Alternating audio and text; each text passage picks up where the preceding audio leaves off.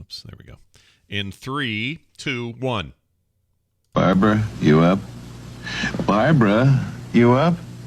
I'm up now. I don't think I can sleep with this cold. My throat's kind of sore.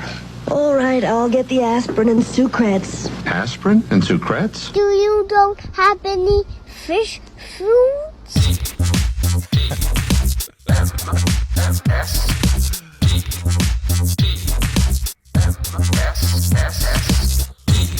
Mere good.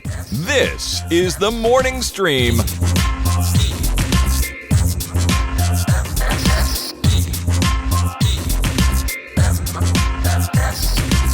Hello, everyone. Welcome to TMS. It is TMS for Wednesday, January 20th, 2021. Nothing going on today. Nothing big. No. Small Just day. another day Yeah. in the USA. Yeah. People just kind of doing their stuff. I mean, we are. That's We're right. doing a show. You know, Doing our stuff, exactly. Yeah. It's Wednesdays. We're doing a show. Today's a crazy day for me. We have the inauguration. We have this show. After this, I got to prep for and then be on a career day conference call with a bunch of sixth graders back east. I got invited to talk about Nice. content creation on the very internet. cool. So that'll be fun. And then after that, I got Tom Merritt stuff, and then then I got bonus Tom Merritt stuff, and then tonight I got last minute moving Nick stuff around stuff going on Oh, because wow. he moves tomorrow. Oh my God.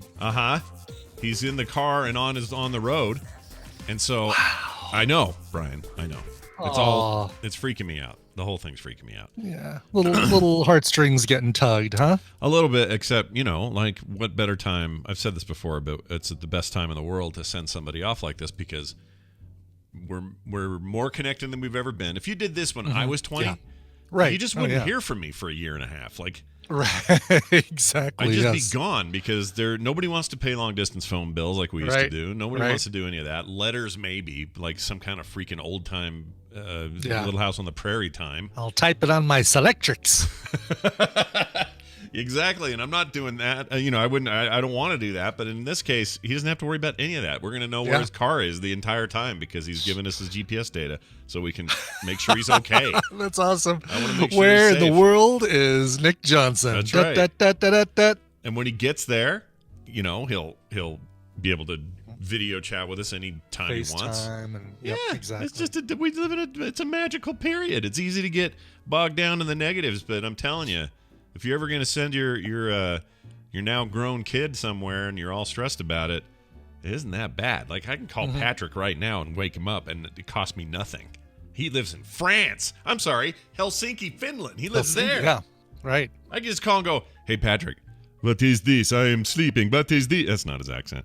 But he'd be all mad, and Really? I'd be like, "Get out of bed!" And this is really, really early, and I'd say, "I don't care. It's free. Get up."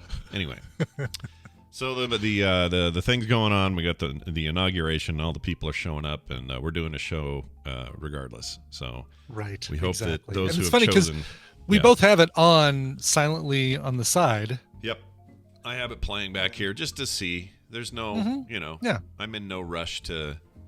I'm in a rush to know how this ends. I know how it ends. It's just, Yeah, and really the only part of this that I look forward to is the speech. Is just I want words of inspiration, and I know it's here's me telling you what you want to hear kind of stuff. Sure. But by golly, I don't care. I want to hear it. Sometimes you want to hear what you want to hear. Sometimes I just want to hear what I want to hear. So I'll stream that later, and it's absolutely fine. Let me ask you this. Yeah. I just saw Mike Pence, who I think graciously came, and I think it's actually cool that he Yeah. did. Do you think The Fly was invited, or? The Fly is somewhere. It's passing through security right now, Okay. All right. making sure that it's not carrying any metal. It's a lot of work. You got to I don't push know. that stuff. If I were that fly, I just like live in Mike Pence's pocket There you whenever go. I'm not on his head. Yeah, be like his familiar. Just sleeping, curled up in his pocket. It's my wee familiar. Anyway, so that's Spirit going. animal. We're gonna go ahead and not. We're not gonna care too much about it. Is my point. No, we're just no, of gonna course. move on with our show, Right. and just like we should move on with our country and do good things and try our best. Hey, thing about having your kid here before he moves Yeah. is that sometimes this happens. So there was pizza, okay? I wasn't involved in the procurement and or ingestion of said pizza, but there was like just a cheese pizza that the kids ordered because they were like, we're hungry. Okay, great. Go ahead and get your pizza. So last night after doing some stuff in the studio, I go upstairs. No one's in there, and here's what I see in the living room. There's a small television playing SpongeBob with no one watching it. There are two of the dogs are in kennels whining, going, and one dog, because right now, until Nick leaves and takes his dog, we'll be back down to 2, but right now we have 3 dogs. Right. And the third dog, his dog, is sitting on the couch inches away from, unbeknownst to the dog somehow, I don't know if her nose is broken or whatever, a giant half-eaten, and I mean like half a pizza left, box open of a cheese pizza just laying there by this dog. Oh my gosh. And my first thought was, phew, you didn't eat it. Okay, we dodged that bullet. Because if had she eaten it, she'd be puking all night. It's too much cheese. It would have been bad. Second thought is, how bad is that pizza that even the dog doesn't want to eat it? Right. Well, it is Domino's, so that tells you something, I guess. Domino's is pretty bad. This cardboard's really good. But I was so annoyed. I was like, my gosh, you just can't leave a pizza open at the next to your dog over here. And so part of me is like, I want to go marching in there, chew Nick out, and then the other part of me is like, oh, he leaves tomorrow. I probably can't. Yeah, you don't want your last evening with him in the house to be that. And let him have, he can have all the open pizzas in his apartment he wants. Exactly. Go ahead. Chances are it won't be the first open pizza that Nick is responsible for, left open. Yeah. But boy, that dog better get better at stealing said pizza. Infected Mind says, it's not delivery, it's dog giorno. Nice. Oh, jeez. Nice. I like a bad pun. Well done. Good job. Yes. Anyway, just don't leave open pizzas around your dogs is what I'm saying. And we dodged that bullet of those other 2 dogs that had been out. If Ripley, the giant Weimaraner monster freaking gorilla beast had been out, there would have been not even a box left. Nope. And this morning I'd be cleaning up 6 pounds of barf. I know it. Yeah, I just know it. So let us all learn from my hideous experience. Who orders just a plain cheese pizza? Come on. Probably Carter, because she doesn't want meat. Oh. Because she's a but there are vegetables. I know, that's what I say. Put some peppers and stuff on there. Also, did you notice Mod Pizza's prices went up? What happened there? Really? I did not notice. I haven't had a Mod Pizza, since maybe October. Well, so their prices were like $7.50, right? And then you get whatever you want. They're like $10.50 now. Really? Oh, they really went up. They went up, and I don't think that they were suffering. They got a lot of business during the thing because they started doing deliveries around here. Delivery, curbside. Yeah, they were always busy. We never had, it was always a wait to get anything. Like, I know they've been crazy busy, but maybe it just wasn't worth it. I don't know. That's surprising. Yeah. So anyway, just know that going in that you're going to be prepared, Brian. Yeah. That you're going to pay movie ticket prices for your pizzas. Yeah, no kidding. Oh yeah, their website doesn't show. I think I have to log in and place an order to be able to see. I wonder if it's different in different areas. I don't know. It might be. Oh, I'm seeing Dr. Jill Biden walking down some stairs, and she's with some old man. Some old man. That must be her dad. Oh, yeah. Well, that's sweet, though. Isn't it? Her dad escorting her down there. That's cute. That's adorable. Oh, I'm sorry. That's the president. Oh man. Funny, everybody just looks alike with these masks on. See, isn't it fun to just make fun the old way? You know what I'm saying? This is the old way where there weren't actual where the joke, there are no lives at stake, there are no horrible things happening, there are no whatever. Like, I mean, these jokes you laugh and you move on. Those jokes actually seem to mask a larger problem that never went away. Yeah, well said. Said it better than I could. Well, anyway, looks like they're about getting ready. We're going to ignore that now and tell you about this. Badger in our kind of community, Badger Williams. You can call him Michael if you want. It's his real name. I'd rather call him Badger, honestly. I like Badger Williams as a cool name. Yeah. Sounds like Why is there a red dot on me, Badger? He says, because Skinny Pete's holding the gun. It's not bad. Yeah. This is the whole John Hughes thing. People keep bringing it up. And I'm happy to share some of their thoughts. So he says John Hughes and the millennia, I think he means millennials, but he spells it Mallinia, which is it's fine. Right. We know what right. it means.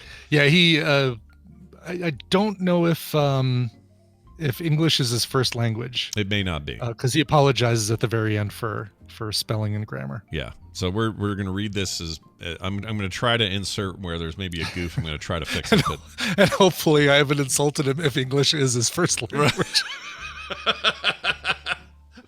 Oh, it is? All right. Sorry. See, that only works if it's actually not their first language.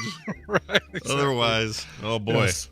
All right. Says this. His subject is John Hughes in the Millennial and Gen X iconic movies. He says, hello, Scott. A millennial here to talk about the iconic movies of the teen times.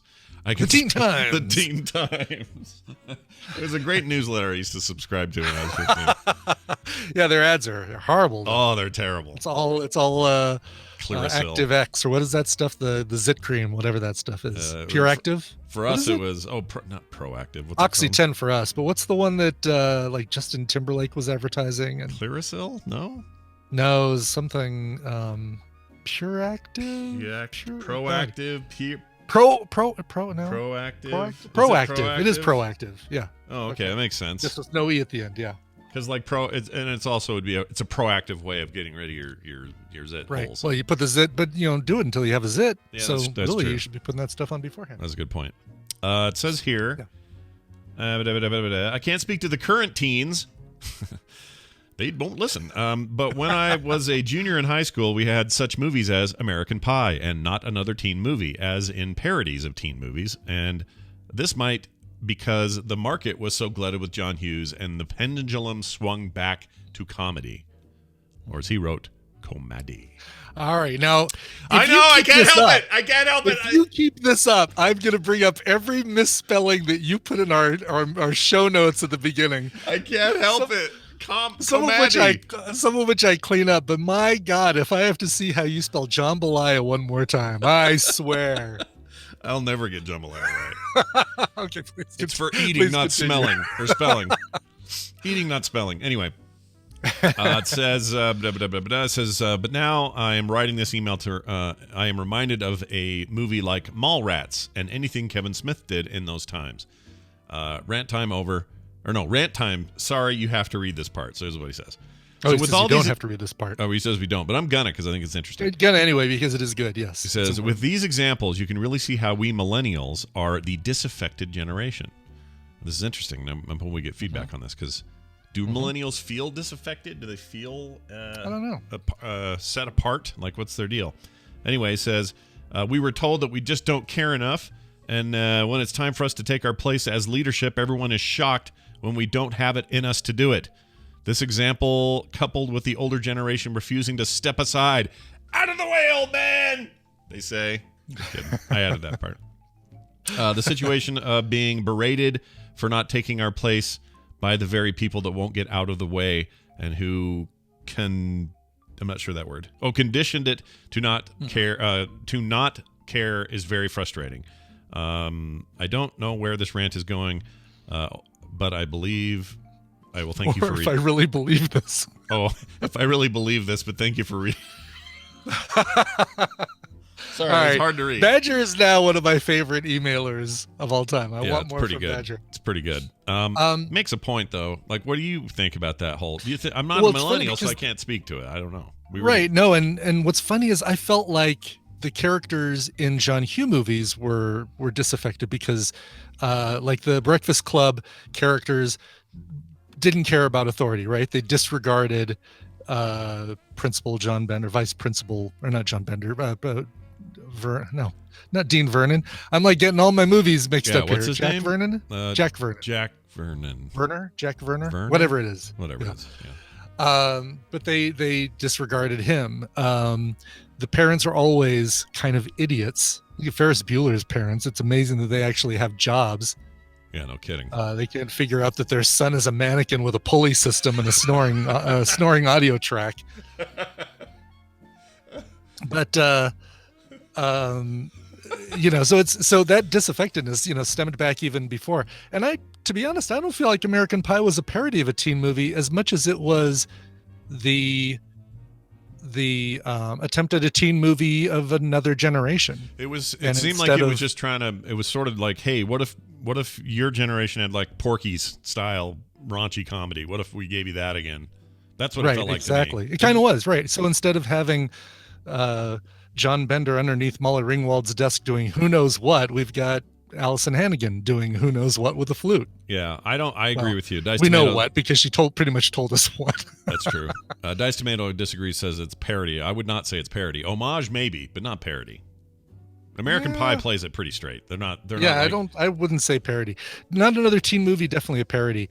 But I wonder if we see it as parodies or Dice Tomato sees it as parodies because of the nostalgia of the John Hughes films, and this one feeling like, oh yeah, this is a new teen movie kind of playing off of that John Hughes style. But here's the problem that I see with all of this is that we're talking about a thing that doesn't seem to be any different every generation. And what I mean by that is when people came home from World War II, their kids felt disaffected and pushed off because their dads wouldn't talk about the war. Generation X, which we fall into, we were called the lost generation, and everyone thought all we do is wander around freaking Lollapalooza tours and just stare at the ground. Like they didn't think we were going to do anything. So to me, this is the tale as old as time, and we just keep getting trapped in it, and it doesn't actually matter. Like at the end of the day, there will be a whole new generation of leadership, of people in business and life and everything else that will be nothing but millennials, and then there'll be Gen Zs after that, and then they won't be as deadheaded and lame as everyone thinks they are, or that they've been telling themselves they are. I think it's just all cyclical every time. Everyone just does the same damn thing. So it's fine. So. It's fine. Yeah, it's totally fine. But I'll still stand behind the fact that our movies were the best movies. Yeah, that's not in question. we know the truth. That's right. Okay. Now we can talk to Brian. It's funny that when Klobuchar talks, by the way, she just got done talking. Somebody commented, a wild Klobuchar appears like a Pokemon character. But she does, like, if you put her haircut on a Bulbasaur's face, I think that Bulbasaur would kind of look like just the face. I'm not saying anything about body type or shape or anything like that. I'm saying that she's got kind of a Pokemon face. Brian is saying that Senator Klobuchar. I'm saying that David Klobuchar looks like a Pokemon. All right, I'm saying it. Former presidential candidate. Bulbasaur you have a Bulbasaur with a nice haircut. Looks like a Pokemon. Well done. Klobuchar. Well done. I don't know who this dude is now. Who's that dude? That's Roy Blunt. Oh, Roy Blunt. Roy Blunt. He's I call him Roy Pot sometimes because Blunt. Wait, who's Roy? Why do I not know who Roy Blunt is? What does he do? What's his deal? He is a White House DJ.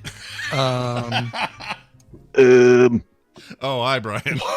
Was that Brian Dunaway? That's Dunaway. He's in here. Yeah. He's a senator, Missouri senator. Oh, Missouri. Okay, got it. Missouri. Here we go. This is it. Brian Dunaway joins us for Babble Royale. Brian, welcome. How are you? Oh, hi, Scott and Brian. Hey, hi, Brian Dunaway. Are you glued? You're not glued to this, are you? You're not watching. Am I glued? Yeah. Yes, I'm glued. Yeah. Are you glued? Are you like but me? Don't tell anybody. Yeah. Normally, I don't watch these at all, no matter what.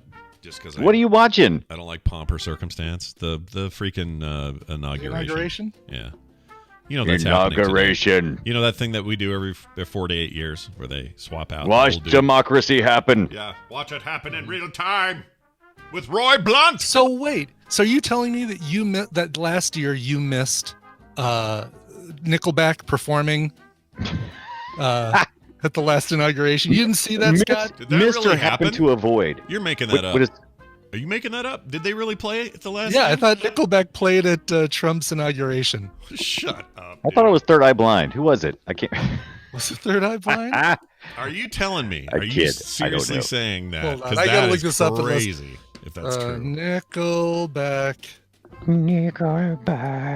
Now that's in your search history forever. You're welcome. Look at this photograph as proof that we were here 4 years ago. Look at this photograph. Let's see. Back.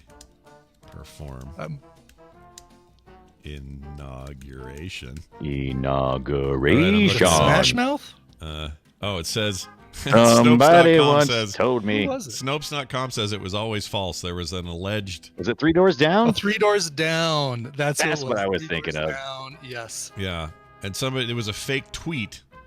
Donald Trump in 20. That's right. That's what it was. It was that somebody made a video of what song was it? How You Remind Me or something, and they timed it so it looked like Trump was singing along to it at the graduation because he was dancing. They got you, Brian. Little fist dance. In You got deep faked, man. That's what happened. I got deep fake. Well, no, it was really just that I didn't remember. Like I remembered it based on that. But 3 Doors Down did perform it. Wow. All right. Well, now we're one door up. Hey, we got a listener on the line. Let's find out who this is and see what game we're playing. Hi, thanks for holding. Who's this? I did it, Brian. It's Talia. Oh, my gosh. Oh, good job. Well done, Talia. Somehow, some way, despite all of our firewalls, she's back in. That's right. Welcome to the show. You'll get what I mean in a few minutes. Oh, okay. Interesting. We'll find out then. Hey, welcome to the show. You know how this works, but I don't actually know what Brian's playing today, so Brian will hand it to you. How is this working today? That's right, Scott. Welcome to What's Your Nerd? I've interviewed a member of the Tadpool and asked them 9 questions in a subject in which they consider themselves a nerdy expert. Scott and Brian will take turns predicting whether or not our guest will get those questions correct. If they predict correctly, they receive a point. First player to 5 points wins the game. Talia, your job is to choose which of our 2 hosts will more accurately predict our guests' knowledge in their category. If you're correct, you win our prize package, which includes the carryover prizes from last week, which I forgot to use Monday, Truberbrook and Driftland, the Magic Revival. Oh, on sexy. Steam. Sexy. I don't know anything about those games, but Truberbrook has 2 dots over the U, which means it has to be good. Yeah. Or German. Has to be German. Or German. Yeah. Well, it could be both. Yeah. Why not? Good things come out of Germany all the time. That's right. So if you're ready, let's meet our special guest and find out what's their nerd. All right. Welcome to What's Your Nerd, Talia James, a.k.a. Tally Zorel from the chat room. It's good to have you on here. This is cheating. Thank you for having me. We talked, and you told me a few of the pop culture things that you are interested in. Talia, tell me, what's your nerd? Well, I'll be there for you, Brian, with friends. I'm doing the clap. Yeah, there you go. Oh, it's mandatory. It's the law. Exactly. It's totally true. Yes, Friends is what you told me is your nerd, your specialty. So, because, I like to not throw a wrench into things, but make you stay on your toes. I'm gonna ask you specific questions about Ross and Rachel, the one of the couples at the very center of the show Friends. How many times would you say you've watched it all the way through? Oh God. I love hearing that. I love hearing that it's that big a number that it gets that kind of response. Well, it's never like all the way through. It's always piecemeal because I have favorite seasons. Episodes and yep. Yeah, the one with the embryos. God,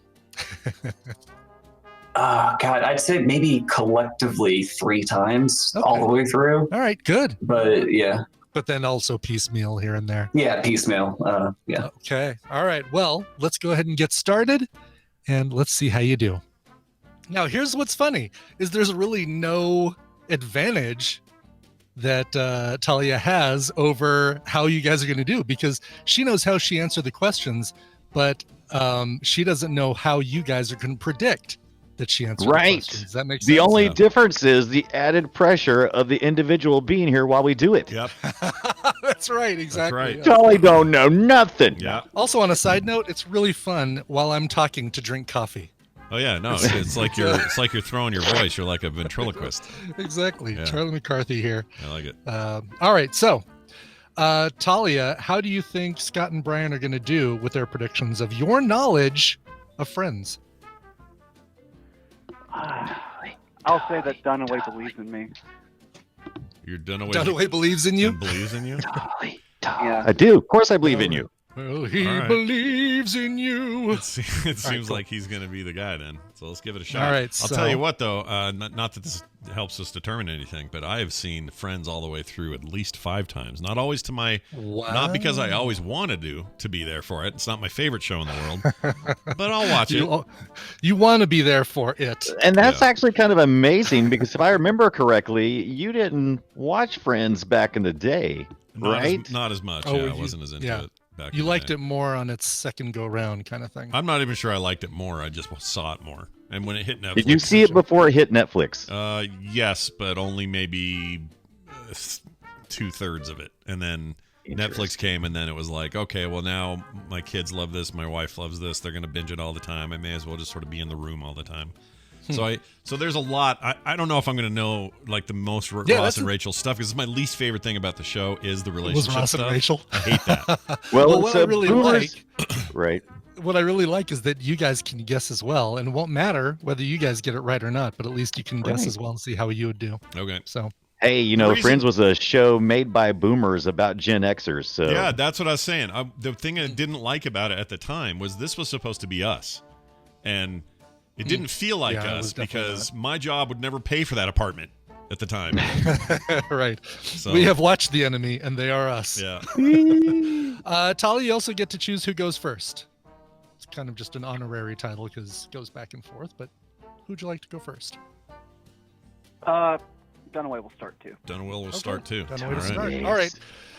Dunaway, I asked Talia the following question. We first meet Ross and Rachel in the pilot episode where Rachel has just left what poor schmuck at the altar?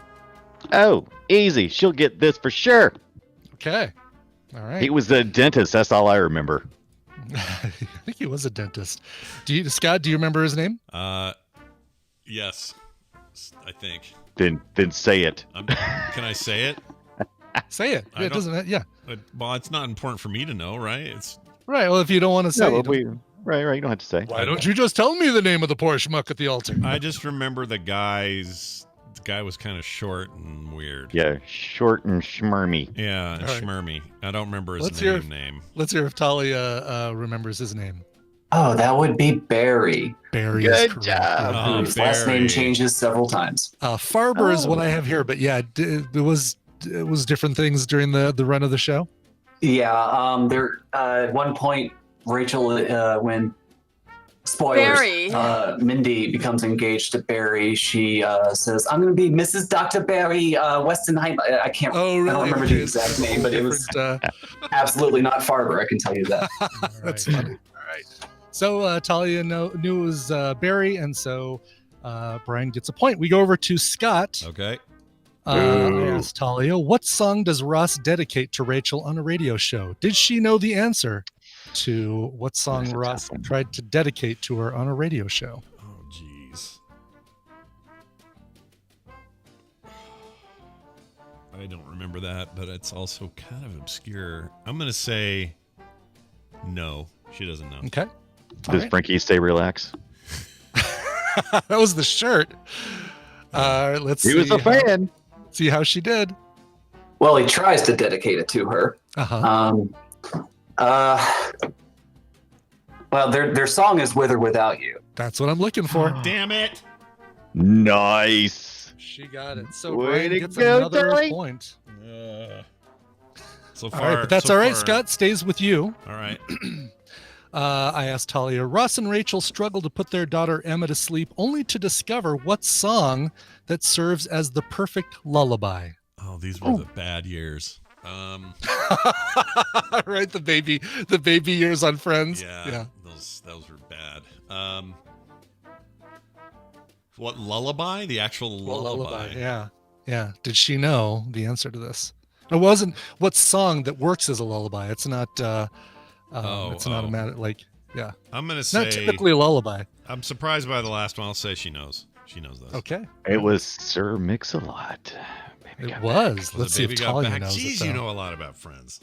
Yes, the Pygomaniacs anthem by the great poet Sir Mix-a-Lot. Baby got back.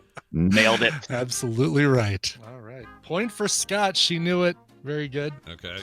It's still 2-1 in Brian's favor. So Scott, you get this one. Okay. Who does Ross call a crap weasel?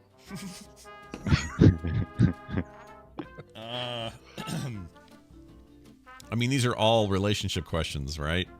I mean, it's all about Ross and Rachel. It's Ross and Rachel. Yes. A crap weasel. Yeah. I'm going to say she knows that. All right. Let's hear how she did. Paolo. That's absolutely right. Paolo is correct. Paolo, you speak no English, right? Lito, are you familiar with crap weasel? No. Beautiful. You are a huge crap weasel. Very good. That was Correctly hilarious. predicted it. All And right. so now the score is tied 2-2. We're going back to Brian for this one. I'm coming back. That's right. While they were on a break, We're on a break. who does Ross Front sleep with? and back. Who does he sleep with? Who does he Who sleep does with? who does Ross sleep with when they Yeah. were on a break? Yeah. Did Talia know who? Ross Absolutely, slept with? Talia knew this one. This was a very pivotal moment in the show. Absolutely. All right. Let's hear how she did. The copy shop girl. I'm going to give it to you. I have Copy Shop Girl or Chloe, if you have Chloe. the real name. Oh, Yep. Chloe. It wasn't coming to me, so I was going to see if you would take copy shop girl first. Constantly called it the Copy Shop Girl. So yes, Copy Shop Girl or Chloe. Very good. Brian's got 3. Scott's got 2. This one goes to Scott. In The One Where No One Is Ready, Ross offers to drink what substance in order to convince Rachel to attend? Scott, you remember this one? He hates gross things. I do. Yeah. What grossed Scott out the most? I hate gross things. That's a weird thing. I'm going to say she probably knows that too. All right. Can I say the answer? Sure. Yeah. It's the fat.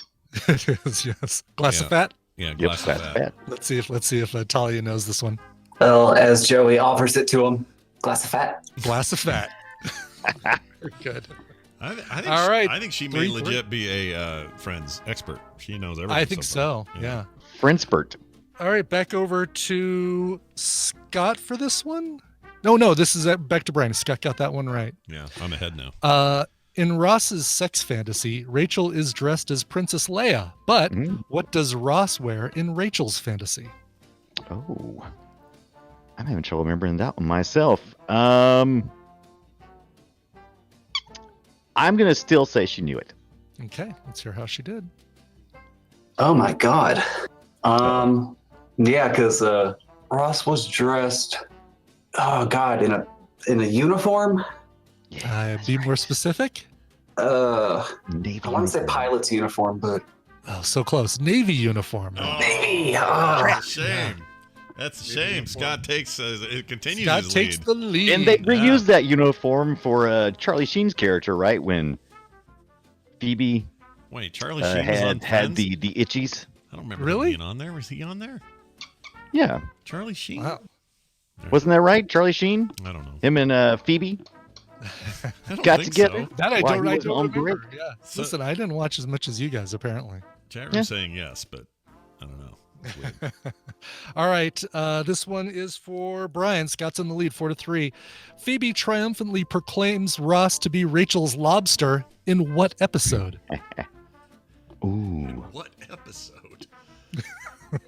the one about. She gonna need a name? Yeah, she needs to name the episode, the actual episode title. Okay.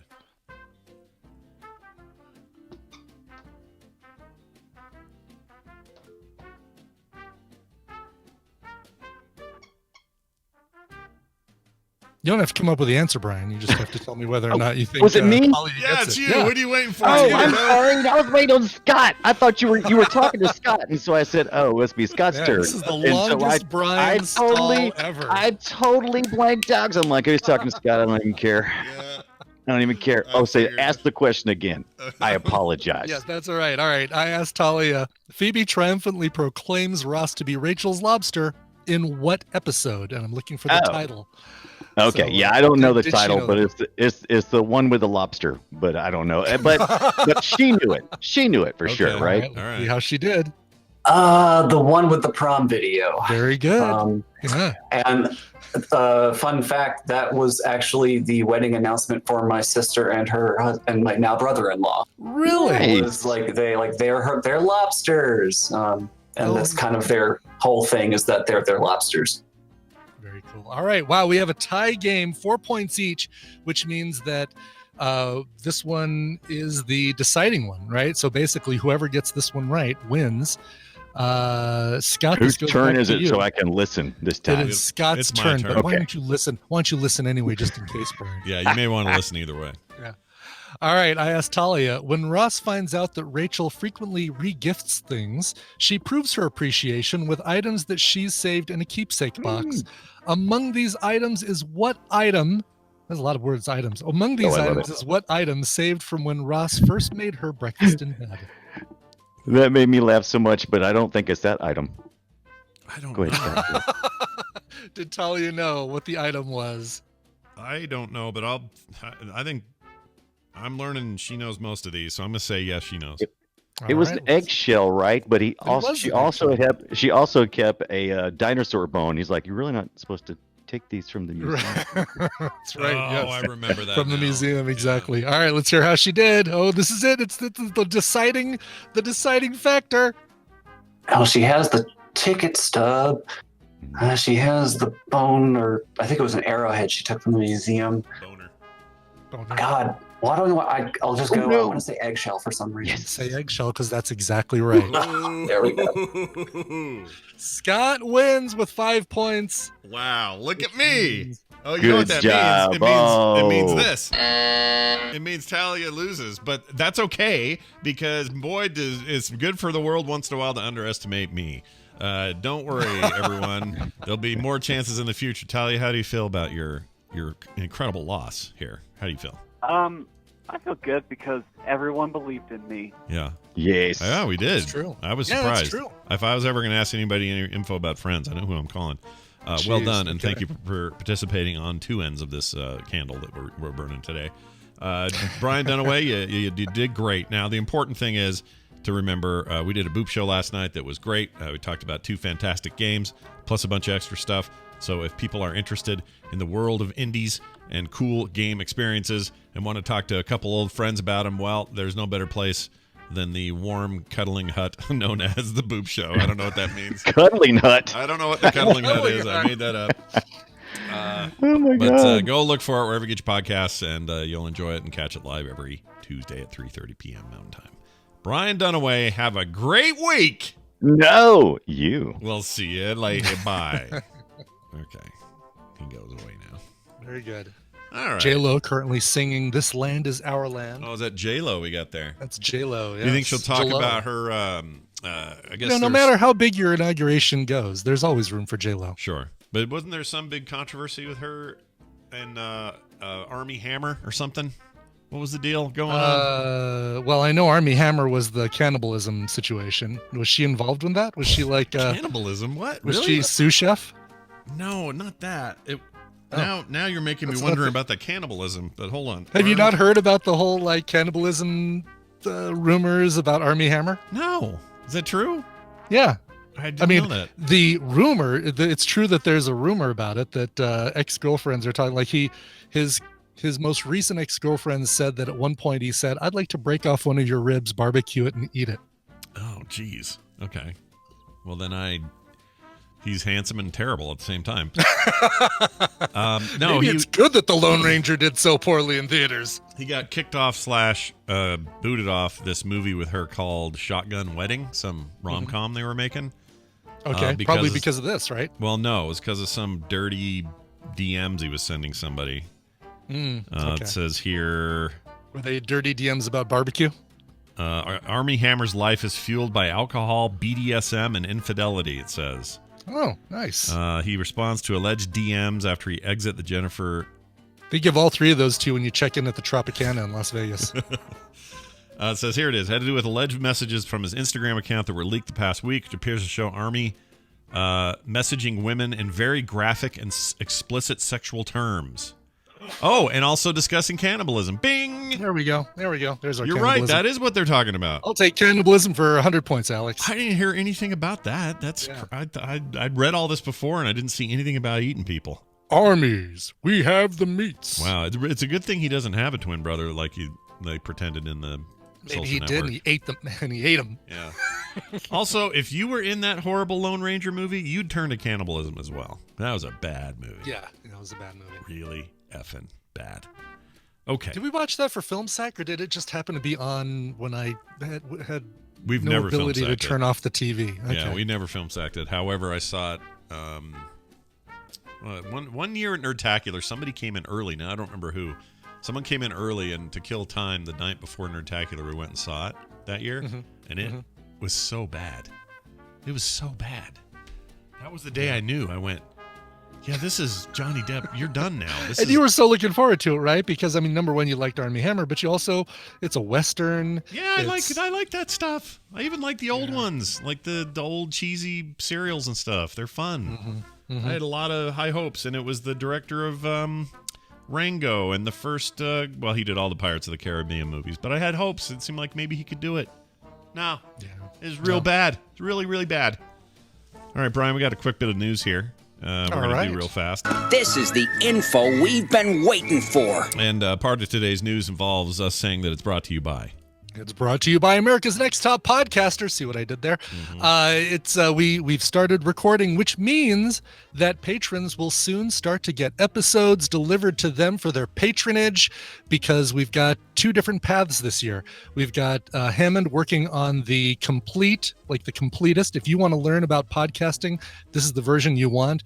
It is full Tom coaching sessions. It is the full judging and review session. It is highlights from the recording sessions.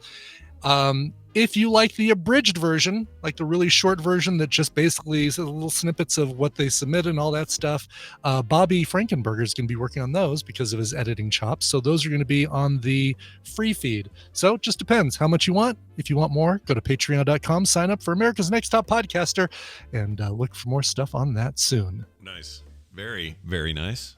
Yes. Let's do a couple of quick stories here. Oscar Meyer, you know, the Wiener people. I do know the Wiener people. Yeah, well, the Wiener people are hiring hot doggers to drive their Wienermobile. God, I would love to do this. I bet you don't actually get to drive the Wienermobile, though, because that thing is... You've got to have skills, right? I mean, it's like driving a school bus. You can't just say, I'd like to drive a school bus, and then somebody hands you the school bus. You have to get licensed to drive a school bus. Or like an 18-wheeler or something. You can't just get behind that and do it. You probably get to sit in the passenger seat. Maybe you navigate or something. But who knows? Maybe not. Well, here's what's going, or here's what they're doing. They asked this question in the article. Have you been looking for something that will stand out on your resume? Or as they say in Europe, your CV. Your CV, yeah. Are you the kind of person who wants to work your buns off while meeting hot dog fans from across the country? Meeting? 2 puns in one sentence. What? Yeah, maybe you just dreamed of driving a weird car. Well, maybe your lucky day, because Oscar Mayer is looking to hire a new crew of hot doggers to drive the Oscar Mayer Wienermobile. The Chicago-based company is looking for recent college graduates. They don't want no dropouts. They got to have some graduates there to take on the 1-year paid job crisscrossing the country in the iconic 27-foot-long hot dog-shaped vehicle. Gig will last from June 2021 through June 2022, following a 2-week training session. So there's your answer. Maybe to that. Okay, so you do get trained. Oscar Mayer hot doggers will represent the company at various events and media appearances, charity functions, and other stuff. This will be Oscar Mayer's 34th class of hot doggers. Jeez. That's all news to me. I'd never heard of that. 34th class. Yeah. No, I'll just say it. I would relish this opportunity. Oh my gosh, dude. Pun intended. I can't believe they didn't use that joke. I know. Well, they're just trying to catch up. Once again, we write better articles than the ones we read. And you mustard apply soon because it's the application deadline is closing. Wait, there's got to be one more. Get your buns down here and sign up. There you go. You didn't even catch. I did one. I said they're just trying to catch up, and you missed that one. Totally. Oh, I did miss the catch up. Yeah. See, stealthy like a fart. So many. It is like a fart in church. Well done. Well concealed. It looks like it's official. We have a new president now. Yep, it's official. Wait, what about the plan? Where am I? Who are you people doing in my front yard? What about the Q? What happened to the Q plan? I thought there was a plan. Are we moving the goalposts again? Gosh dang it. Well, the problem was that it was that camping guy that predicted that there was something that was going to happen today. And yeah, we're just going to have to get somebody else to predict. What about that My Pillow guy? You got anything to say? My pillow is filled with human hair. Earth is flat.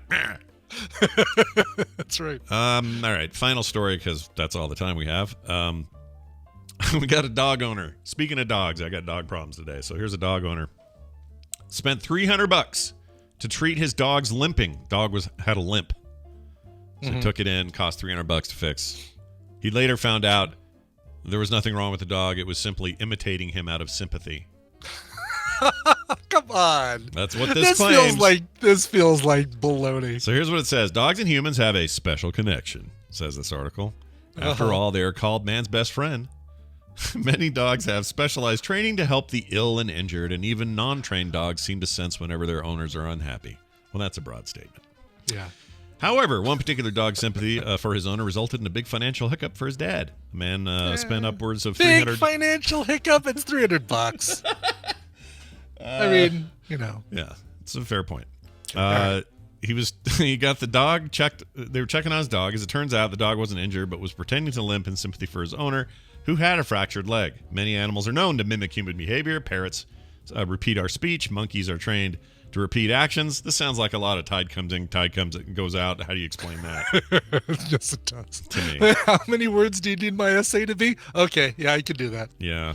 Let's see. X-rays and rounds of examination by doctors. They determined that there was no physical injury to be found anywhere on the dog.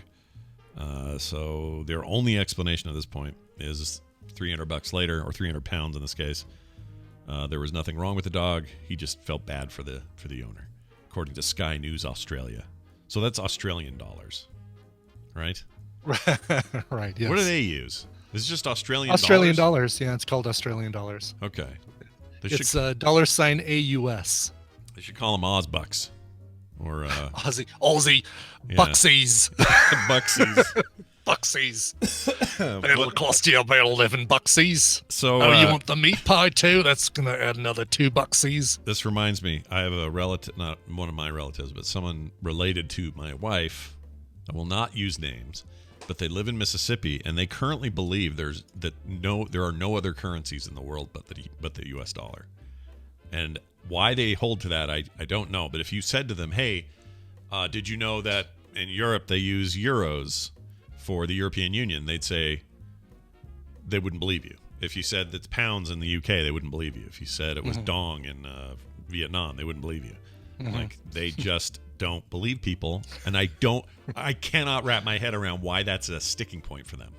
Yeah, no kidding. That's really weird. To deny other people internationally have their own currencies is a really weird hill to fight on. That's a weird thing to do. That's really crazy. Crazy. I do like that Blitzybub or Billzybub 13 says it's dollary dues. Dollary dues. That's the best currency, Australian currency description I think we can find. Yeah. You Canadians with your toonies and your loonies and your holes in your money and your weird plastic dollar things. It's awesome. Keep it up there. By the way, oh, look at that. Sorry. They just showed all those flags. That's pretty impressive. Oh, did they? I missed it. So I forgot they did that. They put out a flag for all the people that would have been there, given not the COVID time stuff. Yeah. And it's just that giant field, right? The mall, the National Mall stuff. And that's just a trip to see nothing but flags there. It's crazy. So so Jim Carrey said he's not doing performing Joe Biden anymore. No, they got to get someone else. You know who I really liked was Woody Harrelson. I thought he made a hilarious Joe Biden. Oh, I never saw really that. Really played up the teeth. But and I thought it was Kyle Mooney that was taking over. I could have sworn that Kyle Mooney played him in one thing since since Carey left. But no, it is Alex Moffat is going to be their new Joe Biden.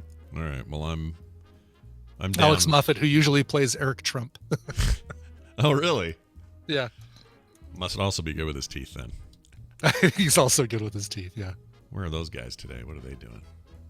Who's that? Snorting cocaine off each other. The two Trump boys. What do you think they're up to? They were the Trump sons were about half of the people who showed up for Trump's farewell address at the They were half the people. Half the audience at Trump's farewell address at the Air Force Base. I could say some things, but I won't. Before he heads down to the independent country of Mar-a-Lago. Yep. The beautiful new banana republic known as. That's going to do it for our news today. Let's take a break. When we come back from the news, we're going to meet with Tom Merritt, and he's going to talk about tech and other things here on this day of celebration. When that happens, you'll know it. But before that, we got to play this song. Brian, you brought one? I did. Scott, Blanket Man. What's his power? He's always remembered to bring one. Don't forget to bring a blanket. Well, we'll say that. Sure. Blanket Man is also a band. I'm trying to see where they're from. I thought I had that in here, and I don't. Coles. Manchester. Oh, not Coles? Manchester. Right. This is a 4-piece. Adam Hopper, Jeremy Toralvo, Godoy, Ellie Rose Elliott, and Daniel Hand make up the band Blanket Man. They've got a brand new EP coming out called National Trust, which comes out March 19th. But I want you to hear something sooner because I like you. Here's something sooner from Blanket Man's National Trust EP. It's called Leave the South. Do you think they ever say, what's your hit single what's the first single they're going to play on the radio? And one of the bandmates says, Talk to the Hand. I have no idea. Talk to the Hand, because the other guy's name is Hand. You think that ever happens? Had to have happened once. Come on now. That would seem like something an Oasis brother would do. Oh, Talk to the hand. Talk to the hand. Tell ya. All right. Here's that song. We'll be back in a moment. She wanted to know all about sailing, everything, until he lowered the boom on himself. She took one look and knew it was time to shove off. Poor guy. Dry, lifeless hair can take the fun out of your life, but you can put it back with Brill Cream, the sensational hairdressing. I don't like bees.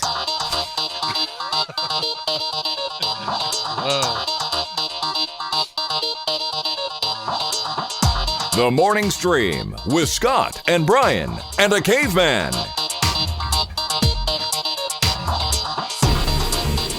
And we're back. We're not implying that Tom Merritt's a caveman by any stretch. No. Gosh, no. No. We wouldn't do that. Why would we do that? We're not that kind of person. People. Pair. No. Couple. Co-host. Group. Whatever we call ourselves. Hey, let's play this right here before he comes in here. With the computer, as with any tool, the concept and direction must come from the man. That man who's taking time out of his morning, as he does every Wednesday, to talk about the technology stories of the day is Tom Merritt from the Daily Tech News Show. If you haven't heard of it, you should, because go listen. It's amazing. Tom, welcome back to the show. Well, thanks for having me back, Scott and Brian. Well, it's good to have you back. The pleasure is ours, as my dad would say. It's good to have you here, and it's right in the middle of this inauguration business. Is that right? Yeah. Technically, between I hadn't heard every single person on Twitter expressing their opinion on it. Yeah, it's been quite the. It took over Twitter. So was there an election then? There was, yeah. So that's what has to happen. Yeah, there was a free and fair one, actually. Oh, wait. I think someone would talk about. Who's the outgoing president? Did we have a different? We had a different. So it changes then. Yeah, it changes. Is that what? Okay. Yeah, it changes. So let's. Keep I just look at tech news, nothing else.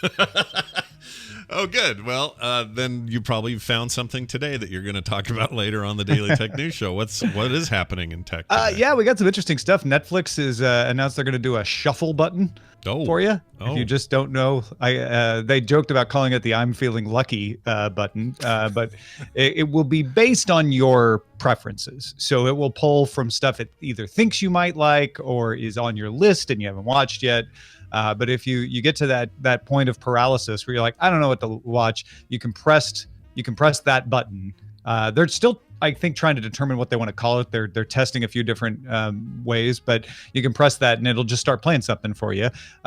If you immediately don't like what they choose, you can press it again and it'll pick something else. Yeah. So this I don't know. I shouldn't say it's in response to, but I did notice that there's a lot of this sort of stuff happening on other services. In particular, Peacock has channels, which it's not quite the same as this. It's not like, hey, no, that's more like Pluto or Zumo, where it has a grid, right? Where you can watch, great shows from I don't know, places like Rotten Tomatoes, where they have an excellent video department that chooses amazing stuff.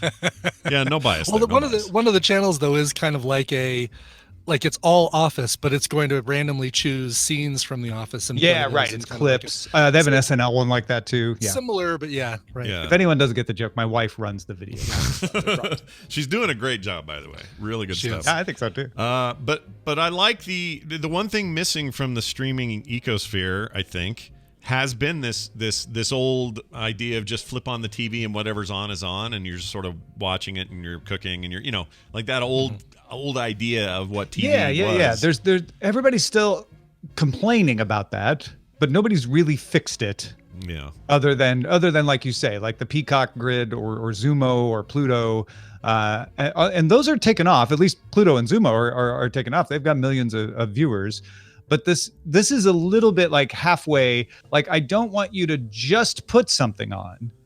I don't want to turn on Netflix and it's playing something. I want to choose that. I want to choose that experience, and then you can just start playing something for me. Right, and that's cool. Although, what if it chooses? I mean, obviously, it's gonna mess me up because I never did do a separate Film Sack login for my Netflix. So my Netflix viewing activity is kind of a mess because I'm on the one hand, I'm just for me, I'm watching something. Do you do thumbs up and thumbs down though? Sometimes, but rarely.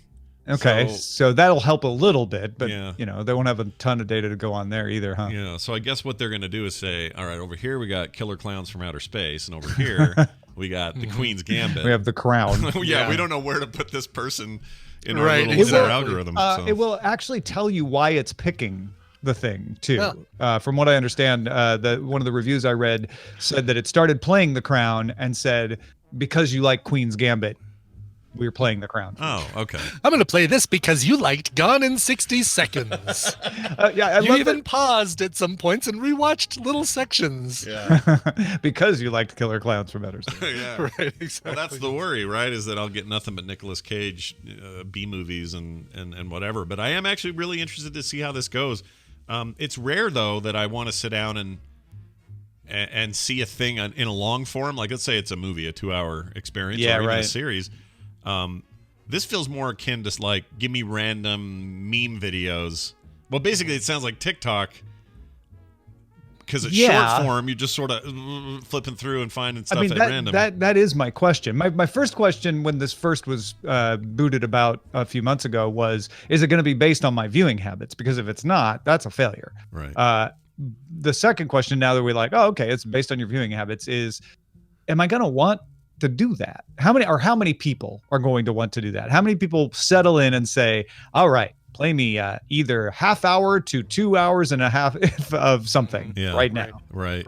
And you can, like I said, you can choose like, oh no, that's too long, give me something else. But even at a half hour to an hour, how many times are you sitting down just to be like, you know what, I'm going to choose to press a button, right? I'm not just turning it on to see what's on. I'm choosing to press a button and I'm going to settle in and watch it for a while. Right. I mean, that seems more like behavior for background viewing. Yeah, right? I agree. Yeah, I agree. right. So yeah, I don't know. You know what they should do if you're late on paying your Netflix bill?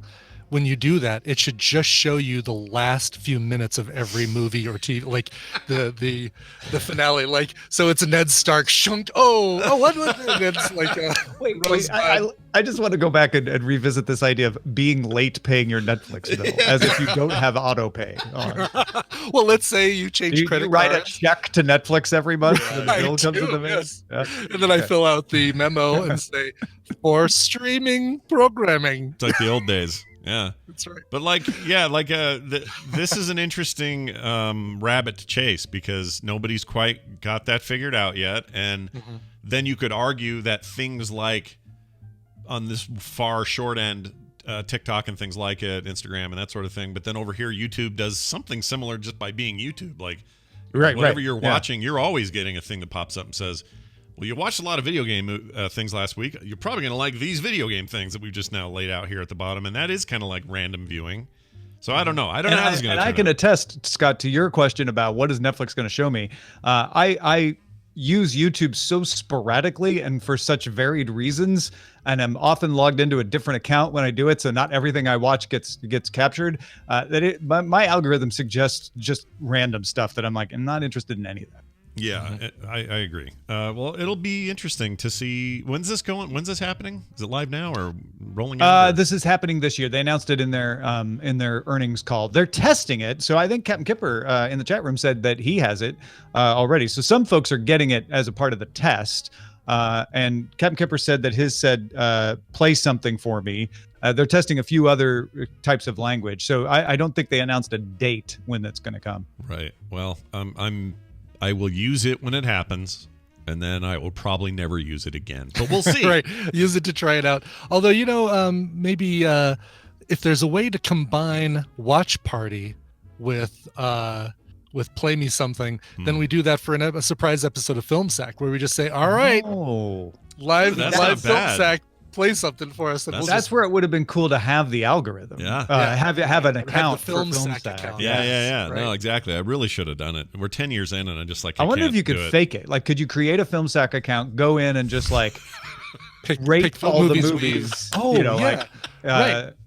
Yeah. Just go. Yeah, you don't have to watch them. Just like don't just they thumbs up all the stuff that you've done on Film Sack? But don't It'll only they take you account like for that? 6 days. They account for that though, right? They account for whether you watch it or not. I would assume in that. Well, you could. Yeah, they probably do. But you could start it, fast forward, and finish it. At least that'll give you skip around. I don't know. Here's Wicker Just Man. leave it playing with the volume down. Yeah, why not? All right. I kind of want to see how this pans out. Yeah, that's something for your intern to do. Yeah, there you go. He's our TMS intern. Actually, we have a couple people that might be willing to do it. All right, this is all well and good. Later today on the Daily Tech News Show, we'll talk about that and other tech stories as they arise. So please be here for that. Tom, anything else going on you want to mention? Oh yeah, in case anyone was worried about Jack Ma, he showed up. Oh. He did a Zoom. Well, I don't know if it was a Zoom call. He did a video call with some teachers. Doing some advice. So Jack Ma, co-founder of Alibaba, had not appeared in public since he got slapped down by the Chinese government in October over antitrust. He finally showed his face again. So if you were worried about Jack, he's fine. Okay, good. Well, I was, but now I'm not, and it's because you have brought the great news to us here today. Tom? Yes, but as far as I know, I'm just thinking of others instead of myself. If you want to follow everything I do, go to TomMerritt.com. Yeah, TomMerritt.com is great because it branches out into your writing, into your shows, into all the cool stuff you got going on. It's a great little landing point. Go check it out. Tom Merritt, Ace Detect on Twitter. Thanks for hanging out with us, and we'll see you later. Hey, thanks for having me. Bye now. Thanks, Tom. Bye now. Bye. Forgot to mention, I have that class thing I'm doing during our normal planning meeting at 1, so I gotta let him know. I could have done it on the air, but that seemed weird, so I'll do it later. Yeah. Anyway, hey, what now? Oh, recommendals. So I haven't talked to Nicole at all, but I'm hopeful. Oh, I have. I talked to her this morning. And she's good. We made sure that our there was no overlap in our recommendals. Fantastic. But I did in a very crafty, secret-y way. Oh, this is great. Oh, that's right. I saw you. I was on that text. What am I thinking? Mm-hmm. You were. You totally were. Hey, let's bring her in then and do this thing we do with her with this.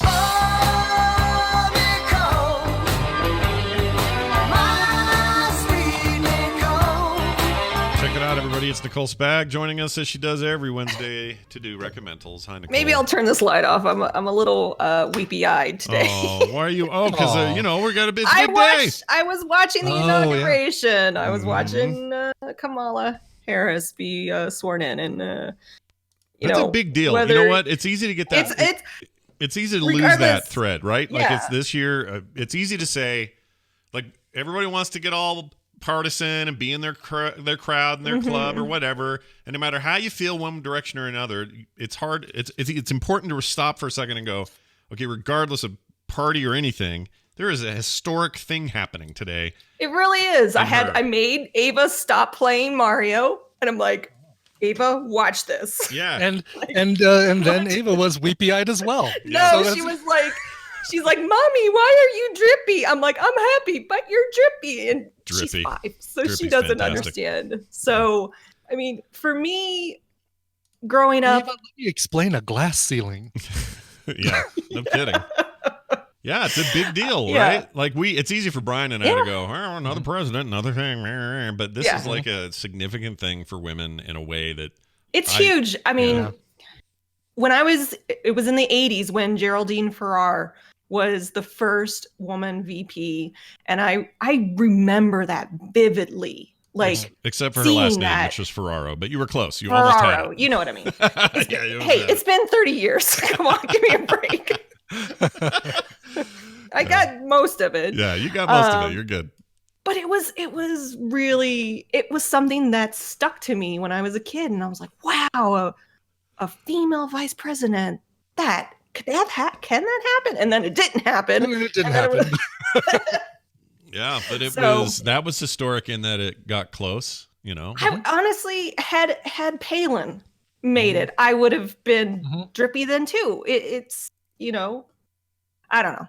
It's a big deal. It's a big thing. Yeah, and it should be for celebrated as such. I think it's awesome. All right. Well, let's do recommendals. Hey, Brian, we always start with you with these clips here. Do you have a setup for these here? Yes. My first one is a film. Actually, both of mine are films this time around. Ooh. And this is a new film. All right, here we go. You watch wrestling? Wrestling? No, I can't say it's part of my daily viewing. I figure not. Well, my favorite wrestler is Gorgeous George. It's a good-looking fellow, I take it. In the European way. Sure, head full of blonde hair, teased up into a nice dude. Ooh, the crowds must love him. No. He preens and he prances around like a peacock, talking all kind of smack. They boo him, they scream at him, and the more they scream, the more he eggs them all on. Oh, so he's the villain? Well, sort of. Wrestling is complicated. And why would you model yourself after a person everyone hates, Cash? Because everyone in that arena pays $100 to see George lose. The way I figure it, win or lose the fight, George has already won the war. Well, maybe you fellas just like going around with targets on your backs. Oh, we learn from the best, Brother Minister. No idea. What is this? That is a film called One Night in Miami, and it just landed on Amazon Prime, and it tells the story of a real get-together on February 25th, 1964, where Malcolm X, Cassius Clay, Muhammad Ali, Jim Brown, and Sam Cooke all got together for an evening in a Miami hotel before Ali's fight with Sonny Liston. And unfortunately, no one knows what they discussed.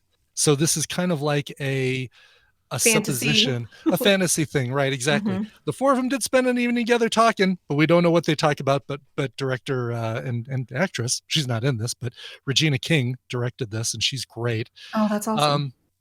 Described what she thought they might have discussed, and it's really good. It talks a lot about Cassius Clay moving to Islam, or not moving to Islam, but like taking up the Islamic religion based on what's that? Converting is the word I'm looking for. Exactly. Malcolm X. Also some arguments between the four. I mean, it's like the Breakfast Club if it took place in a Miami hotel with Malcolm X, Muhammad Ali, Jim Brown, and Sam Cooke. But you also get Lance Reddick in there. You get Beau Bridges. It's a really, really well. Beau Bridges is still around. Oh yeah, Beau Bridges is still around. I love Beau Bridges. He's cool. And it's really, really good. It talks about what a great musician Sam Cooke was, and just such a great. It's a really, really great show. Really well acted, well presented, and fascinating. Even if it's based on conjecture. I'm fine with that. That's the dude. Yeah, I'm okay with that. Conjecture. Who's the actor?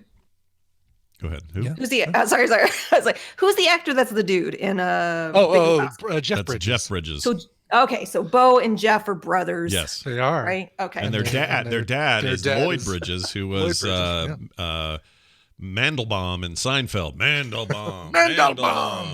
And their mom is London Bridges. There you go. She was always falling down, though. That was a problem. Every time you come around. Cole had a very different interpretation. All right. Yes, exactly. Yes. Let's play the second clip, Brian. Also a film. Also a film, and this is one that we saw previews for back when we were able to go to theaters. Obviously, never saw in theaters, but it is, and for a while it was only rentable online, but now it's streaming. So as soon as we saw that it was available, we're like, oh, we want to see this. So there you go. All right, here it is. I turned my phone on. What? I know. It was just for a second. Wait, listen. Broke the pack. Okay, yeah, I know. But Jack, listen to me. You lied to me. Well, technically, I just omitted information. That is the same. Okay, Jack. There were these voicemails from my mom. I thought she was just talking about, like, Fox News or whatever, but she kept saying that these rats were taking over the city, and, like, something about ethanol, and it's just... What? I don't know. Like the trouble with tribbles. But isn't it just, like, a little weird? We see this freaky little creature all of a sudden, and then the whiskey and the sourdough, that's ethanol stuff, right? What are you saying? I don't know, but we need to turn our phones back on. We have to find out. No, Sue. No. Okay, you're right. Yeah, let's get back online. I have no idea what this is. So I don't know the name of the movie, but it's like these little tribbles that are invading the Earth, and the trailer looked really funny. And is it scary? Because it looks funny. It's not scary at all. It's really, really funny. So basically, it follows this. The movie is called Save Yourselves with an exclamation point. Okay. It's streaming on Hulu. There's a millennial couple named Sue and Jack who decide to go offline. They're finding that they're just too addicted to their phones. They're sitting there watching TV in the opening, and they're like both on their phones, and they don't hear a word each other's saying, and very, very much like what I don't know goes on sometimes in our house. Yeah, in Teen in my house. So they decide, you know what, we're going to just go offline. We're going to stop. We're going to, for 1 week, get off our phones, get off the internet, no laptops, no Google, no Siri, none of that stuff. And they go up to a friend's cabin.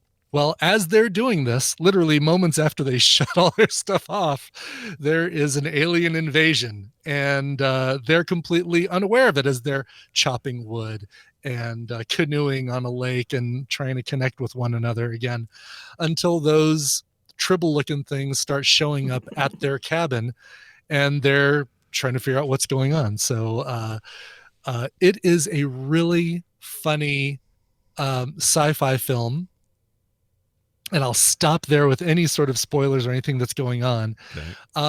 The Sunita Mani, I think it's Sunita Mani. You've seen her in Mr. Robot, but she was also in Glow. She was the wrestler that they wanted to look like a terrorist, like an Arabic terrorist. Yeah. So they made her up to be that character. John Paul Reynolds, he's familiar, but I don't know what I've seen him in. Oh, I guess he's in Stranger Things, and he was in, or is in, Search Party, but didn't. Oh, Search Party is looking weird. Is it? I've heard. I haven't even watched it. I've only watched the trailers. Mm-hmm. But the new season makes me want to watch it. Really? Okay. Yeah, that's something I've heard some recommendations for. So, but anyway, it's called Save Yourself. It's on Hulu, and thank you, Stephanie. Yes, and it's really funny, very kind of tongue in cheek. Probably compare it to a less weird version of The Lobster or something like that, where you've got kind of a suspend disbelief. Yeah. Although it's not as wacky. I guess the What about Critters? Remember Critters? Yeah, hard for me to compare it to like that 80s. That's like goofy. Yeah, kind of. That was like because it doesn't. This one doesn't seem that goofy. Hey, Gremlins are popular. Let's see if we can make a movie like Gremlins. Yeah, that's basically what that was. Right? Yeah. But no, this is funny, and it deals just as much with them going offline and being millennials that don't know how to do a whole lot of things, as it does any sort of sci-fi monster movie. Well, all right then. Go check it out. Hulu now. Yes. Hulu Now. Or there's no service called Hulu Now. Just watch it. There will be. Give it a year. There'll be a Hulu Now. Who knows what it'll offer? All right. Here's my clip. This is for a short mini series that's on Netflix, and that's all I'll say. It'll be clear that this is a documentary, so I guess that's a dead giveaway, but here you go. In the 1980s, we were proud of the city. LA was glamorous, but if you went around to the other side, LA could be a very dark place. I was on the freeway, and here comes somebody speeding, and all of a sudden he just swerves around my car. It's like he's right there, like a moment stop. And he has this horrible big grin, and he's missing all these teeth. He just stared at me like a killer clown. We got us a serial killer. All right. Wow. Any ideas? God, it feels like Mindhunter in the 80s. A little bit. I mean, it's a documentary, so it's a real, it's a documentary, right, I guess. Right. As opposed to dramatization. But it's so in the 1980s there was a serial killer run rampant in 1985 through, well, I think it just the entire year encapsulated most of the killings, but it was this person they dubbed the Night Stalker. Oh, Night Stalker. Okay. So cool. The series is called Night Stalker. It's a true crime documentary, and it is mostly interviews with the detectives who are in charge of finding this guy, tracking him down, and stopping him. One of which was the Hillside Strangler detective who kind of solved that crime, and ended up working with this other dude. And anyway, there's a lot of other people involved as well, but it focuses a lot on them and their case. And they interview these guys all these years later. I really liked the cops. For whatever reason, they just left a real impression on me. But anyway, it's one of these things. If you like true crime documentary, this is one of those, and you're going to like it. If you don't like this stuff and find it super depressing, I find it fascinating, so that's why I watch them. But if you find that stuff really depressing, then you probably want to not watch it. But that dude, it was a psycho, man. Ramirez was a true blue freaking freak show. Like, I don't know what else to say about that guy except what a weirdo. And the crimes he committed were horrendous and frequent and made no sense. They really screwed with the cops as far as, patterns and trying to stop him from his next killing. And it's just real bad stuff. And I remember as a kid hearing about it, but I didn't know much about it growing up. Did you happen to watch American Horror Story Hotel? No, I did not see that. Hotel we did, yeah. Mm-hmm. Didn't they feature Ramirez? Did they? I That don't know. sounds familiar. He was at the dinner, right? Or There's was he in the whole Halloween episode where all of like the notorious serial killers come was to he in the summer camp one? No, Wasn't Ramirez the summer camp Night Stalker, like killer at I don't remember. It's been too long since I've seen Hotel. It's been a while. I want to say they featured him as one of the ASVPMV son says, I know he's in 1984. He's in American Horror Story, which is the summer camp one. That makes sense because that would be his specific tenure. Because he was all admiring earlier serial killers and wanted to be as popular as them, which was exactly true. This guy was like he admired, like, worshipped the Hillside Strangler and like, a lot of the stuff he pulled off was modeled after that guy. He was that's crazy. Real he psycho. Certainly could have been in both, Nicole. yeah, possibly. And that would have been appropriate if it was a dinner of serial killers that they would have. Yeah, it's the one night that the dead that haven't died in the hotel can come back to the hotel. Okay, that I remember, but I don't remember who was there. But yes, the woman from Monster. What was her name? I don't remember her name. Warnos, Eileen Warnos. Mm-hmm. Yeah. I think Bundy was there. There was like a whole bunch of them. It was a Jack weird dinner party of serial killers. That's a weird concept. But wasn't there a Jake Gyllenhaal movie that was called Nightcrawler? Nightcrawler. That's different. Yeah, that was different movie. Yeah, he was just a bad paparazzi. He was just a dick. He's just a huge dick. Not really paparazzi, but like a dick. He's just a dick. Yeah, he was a dick. Yes. Yeah, that's all that was. That movie should have called it Dick. That's what they should have done. Anyway, it's a good movie actually. But anyway, so the point is, it's a documentary. It's grisly. It goes into a lot of detail. My only complaint is it decides to get a little flashy at points and really hammer home that it's the 80s. So every time they roll the logo, it looks like I'm about to watch some MTV video from 1985. Sure. But the actual interviews, the process which everything goes through is really interesting. They also have this really weird technique where they'll have crime scene photos, actual crime scene photos, which they'll show. But then they've recreated in like photorealistic 3D these photos, and they're flying around them in 3D space. It's weird. It's so weird because you'll see like these really famous photos of a horrible crime scene, and then now it's all in 3D. And I don't mean like they recreated an actual photo shoot of the room. Like it looks like advanced Unreal Engine 5 looking. It's hard to explain. It looks really cool though. Anyway, I liked it a lot. If it's your jam, you're going to like it. If you don't like these things, stay away. But true crime seems to be a thing that Netflix knows people I love like. that sort of stuff, so I definitely want to check that out. It's really good. And the main cop, I can't think of his name now. I really loved him. He was just seemed like somebody I would happily walk into any dark alleyway with and feel totally comfortable. I think he's just gonna protect me no matter what happens. He was just awesome. Anyway, Nightcrawler available on Netflix. Nicole, Night Stalker, you mean? Now I got Nightcrawler in my head. Sorry, I'm sorry. Nightcrawler also might be, but let's say Sorry, Night Stalker. Nicole, what did you bring with you? Well, before I bring it, I'm curious. Have you watched that documentary, Crazy Not Insane, yet on HBO? Remind me. Which one is that? It is the psychiatrist Dorothy Lewis. She's interviewed a ton of serial killers, and this is like her first like in public. She interviewed Bundy last and talks about why they are the way they are. Oh, this is an Alex Gibney joint. I love his documentaries. Yeah. I haven't seen this recommended it like a month or so ago. That guy made the Enron movie and that Going Clear Scientology thing. He's good.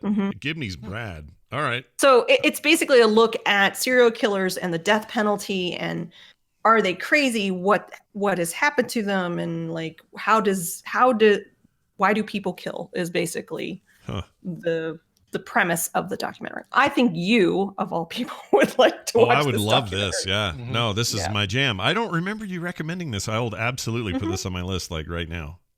I'll watch it. There you go. That might be the next thing. There's a lot of she has a lot of Bundy interviews, and she was the last person to talk to him before he was executed. Oh, really? Okay. We have a lot of, there's a big fat Utah connection with Bundy. Like a bunch of his crimes were committed here. He hid at one point, or no, had a failed kidnapping behind my favorite record store that I used to go to. Oh God, geez. Really? Yeah. Jeez. Yeah, he was a nutbag. Ugh. Colorado too. Well, hey, a bunch of time in Colorado. Colorado connection. Yeah, great. Not a great one either. I have something fun to share. Oh, Nothing dark.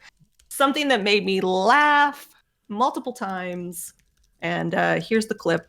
I'm so glad I was able to find this clip because this was the clip I wanted. Oh, cool. So here you go. All right. Don't look, Brian. I'm not looking. Hit and play. It's playing, I think. I think you might enjoy it. It's Ruth Bader Ganja. You guys fans of Supreme Court justices? Oh, yeah. Well, you might have heard of Ruth Bader Ginsburg. It's now Ruth Bader Ganja. We were playing around with John Stevens for a while, but we couldn't really think of anything for that. Right. For you, I think it's very good because it will get you supremely high.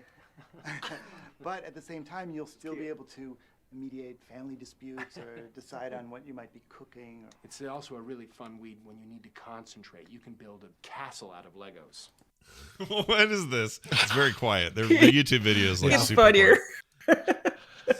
Quiet. So this, what? I have no idea what this is. No. Okay, so he goes on to talk about playing with calico critters and Shopkins. So you heard? Did you recognize either of the voices? No. So they're little cameos, but it's Ant-Man. Why am I blanking on his Rudd? name? I was Paul Rudd. okay, I should have said that because I was thinking it was Paul Rudd. Damn it. So it's Paul Rudd, and I can't remember the other guy's name, but you would recognize him. David Wayne. David Wayne? Right? David Wayne. Who that is. Anyway, you would recognize him. Look, if you don't recognize him, are you watching the clip? I'm looking at it now. I can see Paul Rudd, but the other guy, I don't know who that is. So this is a movie on Netflix called Fun Mom Dinner. Fun Mom Okay, Dinner? I like the title. All right. Fun It's Mom just, Dinner. I That go sounds out like a for- placeholder title. It is. It's like, you go out for a fun mom dinner. So I will say this movie is directed to me. Maybe dads. I mean, but it's funny to me because the four moms that are out, it's Toni Collette, Molly Shannon. Oh, I love Toni Collette. That's great. Bridget Everett, which I had never heard of her before until I watched her on the Comedians Getting Coffee in Cars or something. Oh, okay, yeah. So she has an episode with Jerry Seinfeld. That's how I remembered her. Oh, yeah. She was in that Wine Country. No, she wasn't. Wasn't she? No? No. Okay. No. I don't think so. All right. No. Not. Yeah, I know who I'm thinking of. I thought I'm was looking in- at it as like, what have I seen her in? But she was hilarious on that Comedians in She's- Cars episode. And they talk about like there's a feud between Seinfeld and Bobcat Goldthwait. Yes, right. Yeah. But they always bleeped out his name, so I googled it and I'm like, oh, they're talking about Bobcat. So I didn't that's know what that. I remember. Is there really there was very- a feud between those two? I didn't know that. Yeah. Okay. Watch that episode. All right. But she's very loud and very funny, and she was great in this. So she's the mom that volunteers. She's running. Their kids are all in preschool, and the four of them get together. But Toni Collette has like 4 kids, so she's like over the whole mom thing. So she's all bitter. Yeah. But her other friend brings her out, and comedy ensues. And there's just some really like the clip I gave you. They went to the dispensary. Yeah. Oh, Adam Levine is in here Oh, funny. Wait, Adam Levine. He's the singer guy. from Maroon 5. Maroon yeah. 5, right. All the tattoos. He's the sexy man. Yeah. People like him. Yeah. I prefer Adam Scott, but he's in it too. He doesn't have I as many get it. tattoos and it doesn't take his shirt off during the Super Bowl. But other than that, yeah. I It's like him kind too. of like, have you seen what's the Bad Mom movie? Is it That's called what that would have been my guess. Bad Moms, yeah. Yeah. Mhm. So that's like the popular. I actually think this is a funnier, a little bit more raw view of moms. Well, it's right there in the title, Fun Mom Dinner. Fun mom dinner. Yeah, Fun Mom Dinner. Wait, is this a There's Netflix original or is this just a thing that came there? I don't know. It's on Netflix. Hmm. It came out in 202017. I missed it completely. Oh, yeah. First Yeah, there he is. There's a really funny scene where they jump into a lake, or maybe it's like a bay, and they're trying to swim after a boat. And the Bridget Everett's character says to Toni Collette's character, "Oh my God, you're awesome. You really need to think about co-chairing the silent auction with me in the spring." And it made me laugh because I'm on the PTA and I'm always looking for people to help me do stuff. Oh, I don't! laughed- This has Oh been my God. miserably reviewed, but I'm still It intrigued. is, but I laughed so hard. But so maybe you have to be a specific type of person to appreciate this movie. But I appreciate the movie. I thought it was funny. I enjoyed it. So I I don't will always argue- agree with reviews. Oh, I don't either. No. But this one's real low. But I'm gonna say it because I believe it with my whole heart that there's not enough Molly Shannon things in the world, and so Oh, yeah, anytime yeah, she's in yeah. something, I'm happy to support it. So I'm in. And I recognize it's probably a bad movie, but it's hitting me in the right place in my life. So I identified with a lot of it, and it was pretty funny. There's nothing wrong with the that. poop scene was not a good scene. I did not like that. Oh, a poop There's scene, a eh? poop scene. Yeah. Well, kids. Those movies always have a poop scene, Yeah, whether there's it's al- Maya Rudolph in the middle of a street or Vince Vaughn.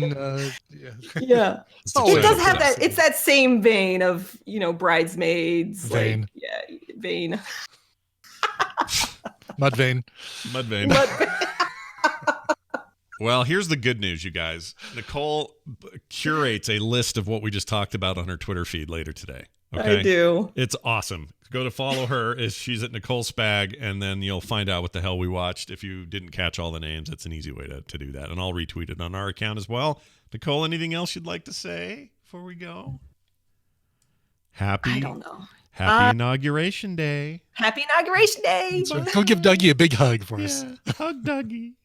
Hug Dougie. Maybe Dougie will poop if you hug Dougie. You squeeze Dougie too tight and he will. Don't let Dougie eat half a pizza. That's right. That's what I would say. Squeeze out his mud vein. All right. Let's get to the end of things, which involves a food idea from Trey in Tennessee. Ooh, I like ideas about food. He says, hey there, sour and bread and butter. I think you're both bread and butter, I think. Yeah, because those are kinds of pickles. Oh, right. Bread and butter pickles and sour pickles. My whole family hates bread and butter pickles, which is fine with me because I love them. The flat ones you can put on a sandwich. Oh, man, you don't even Those know. are the best. I love them so much. I'm so glad to hear you say that because a lot of people really don't like those, and I freaking love them. And so no one touches them. I get a whole jar in the fridge. That's mine. It's fantastic. Yeah. Nobody takes them. It's the great. best. Yeah. I like Anyway, them both. He says pickles are fantastic, especially Kool-Aid pickles. What? Which are actually fairly common, as you guessed correctly. I didn't guess that. Anyway. I did. We talked about this with the fan service we did for the guy who's doing the taste testing videos on YouTube. And their first episode was about Kool-Aid pickles. And I mentioned that when we did their fan service. Okay. Well, apparently this is a very southern thing, and I'd never heard of this before. I'm going to ask Never heard of about it either. later. Yeah. He says you make them by mixing Kool-Aid powder with the pickle juice and then let them soak overnight with cherry being the true standouts. That's the one you want to use for the flavor. Interesting. Okay. Yeah. Another great pickle combination or concoction, which cannot be made anymore, is taking a Jolly Rancher, the old flat style ones that they don't make anymore, unfortunately. Bite just the tip of the pickle off and jam the candy down the inside and enjoy. Ugh. I can't. Ugh. Does it? So I would hope that the Jolly Rancher melts in there. Well, you would think it would it would at the very least it Dissolve. would eventually yeah, dissolve. so you just can't eat it until it's dissolved. Otherwise, you're gonna chip a tooth. And how do you know if it's done? How do you know? When do you know? Right. Yes. Well, anyway, last pickle related thing. My grandfather, the smart businessman he was, is when he ran skating rinks, instead of throwing out the pickle juice, he would save it and freeze it in ice cube molds and with a toothpick inside in order to make pickle pops. So the guy would make pickle pops and then suck on those later. That's weird. Yeah, I'm not gonna try that. I might try Kool-Aid pickles. Yeah, I might try that. I'd be willing to. My wife is currently on a pickling binge. We got pickled carrots, pickled onions, and pickled cucumbers all right now at the moment. I know cucumbers are basically pickles, but she's doing them in slices and then doing a vinegar thing, and they're so good. Oh my gosh, they're good. I could eat them on anything, you guys. Like, just give me a big chunk of. Yeah, Icor was asking, wait, Jolly Ranchers, what form are in Jolly Ranchers now? I mean, it's the form that you've known and love is the little elongated cubes. Yeah. But for a while, we had Jolly Rancher sticks, which were like flat stripes of Jolly Rancher, and you'd kind of, for whatever reason, I only remember the hot cinnamon flavor of the Jolly Ranchers. That's interesting. Is that all they ever did? They must not have. They must have done other flavors, because I remember green apple had to be in there. I think I saw the green apple one. But yeah, I remember the cinnamon flat for sure. stripes about that big, that long, and you'd peel the plastic off, and they don't do those anymore. And if you ever tried to you'd forget about it, you'd leave it on the couch, it would stick to the couch. Oh yeah, and they'll remove your teeth. If you got teeth work, you're screwed. Yeah, totally. Completely screwed. Anyway, thanks for the food idea there, Trey from Tennessee. We'll give it a shot. I actually will. I might go to the store and get a jar of pickles today. What the heck? I'm gonna ask my What wife the heck? about it. What the heck? The heck do you mean? What the heck? What the heck do you mean? Okay then. Hey, check this out. Patreon.com/TMS is a website. If you go there, you'll find out ways you can support this program. Yeah, that's right. TMS literally subsists on the backs of our listeners, and without you and your fine support, we don't exist. We cease to exist. So keep us going. Patreon.com/TMS. For everything else, frogpants.com/TNS. Brian, TNS? TMS. TNS. Hey, Brian, TNS. you should play a song here at the end of the show. That's right. Well, we've had such an inspiring day. Things that are going on right now in our capital. Right now, it's like the end of Saturday Night Live when everybody's on stage hugging and shaking hands with each other. And we did a great inauguration today. Yep, we sure did a great inauguration. Here's somebody hugging. Looks like Hillary and Lady Gaga talking with each other right now. That's great. Together? All right. Yeah. Would it be great if she suddenly sort of going, like right in her face? That'd be great. I got mad at Bill once when someone poked his face. Never tried a Hillary impersonation before, and I may never try one again. Someone poked his face. Sorry. All right, go ahead. Continue. That might be. I need to workshop the joke and the impersonation a little bit more. Anyway, but the song I'm playing has absolutely nothing to do with all that inspiration going on the East Coast right now. This one comes in from Andy Isom, and what I love about this is he let me know that there are a bunch of new holophonics albums out there. I'm so excited. This one comes from one of the newer ones. It is Love Yourself, originally performed by Justin Bieber, covered by Austin, Texas ska band, The Holophonics. Wow. All right. Here it is then. Come back tomorrow for a Thursday edition of the show. Thank you for listening. We'll see you then. This show is part of the Frog Pants Network. Frog Pants Network. Get more shows like this at frogpants.com. Barbara, you up? Barbara, you up? Man, when you played